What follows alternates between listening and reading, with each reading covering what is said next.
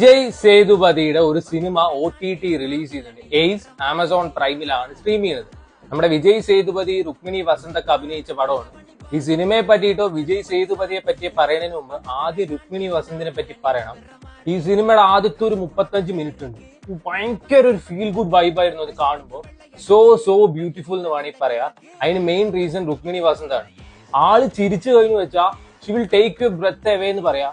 നമ്മൾ speechless moment പോകും. എന്തു ഭംഗിയാ കാണാൻ അറിയോ, അഴക് ബൊമ്മ എന്നൊക്കെ നമുക്ക് പറയാം. അടിപൊളിയായിരുന്നു. ഈ വിജയ് സേതുപതിയും രുക്മിണി വസന്തും തമ്മിലെ കോമ്പിനേഷൻ സീൻസ് ഒക്കെ ഉണ്ട്. നല്ല രസമായിരുന്നു. എന്ത് രസമായിരുന്നു കണ്ടിരിക്കാന്നറിയും. ഞാൻ റീവൈൻഡ് അടിച്ച് കാണുമായിരുന്നു. വിജയ് സേതുപതി റൊമാൻസ് ഒക്കെ അടിപൊളിയായി ചെയ്യും. And at the end of the day ആള് കൂടുതലും ചെയ്യുന്നത് ത്രില്ലർ പടങ്ങളായിരിക്കും. നല്ല രസമായിരുന്നു കണ്ടിരിക്കാൻ.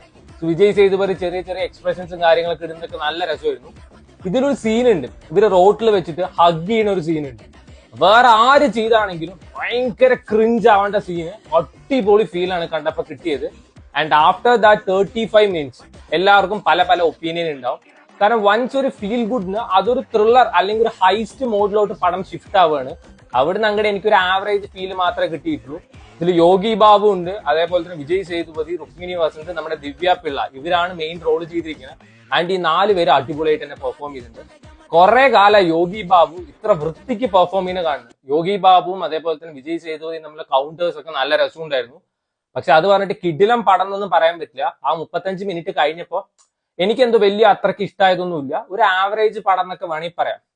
അത്യാവശ്യം ത്രില്ലർ മോഡും ത്രില്ലർ എലമെന്റ്സും കാര്യങ്ങളൊക്കെ ഉണ്ടെങ്കിൽ പോലും ആ ഫീൽ ഗുഡ് ആ ഒരു മോഡിലെ ഫുൾ പടം എടുത്തു വെച്ചെന്ന് വെച്ചാൽ ഒന്നും കൂടി രസമായിരുന്നു എന്ന് എനിക്ക് പേഴ്സണലി തോന്നിയത്. സോ വേണ്ടവർ കണ്ടു നോക്കുക. ആമസോൺ പ്രൈമിൽ അവൈലബിൾ ആണ്. വിജയ് സേതുപതി ആസ് യൂഷ്വൽ നന്നായിട്ട് തന്നെയാണ് പെർഫോം ചെയ്തിരിക്കുന്നത്. എന്നാലും ഒരു ത്രില്ലർ കാണുമ്പോൾ ഒരു ഗും ഉണ്ടാവില്ലേ, അത് എവിടെയൊക്കെ മിസ്സിംഗ് ആയിട്ട് പേഴ്സണലി എനിക്ക് തോന്നി. സോ വേണ്ടവർ കണ്ടു നോക്കുക. ആമസോൺ പ്രൈമിൽ അവൈലബിൾ.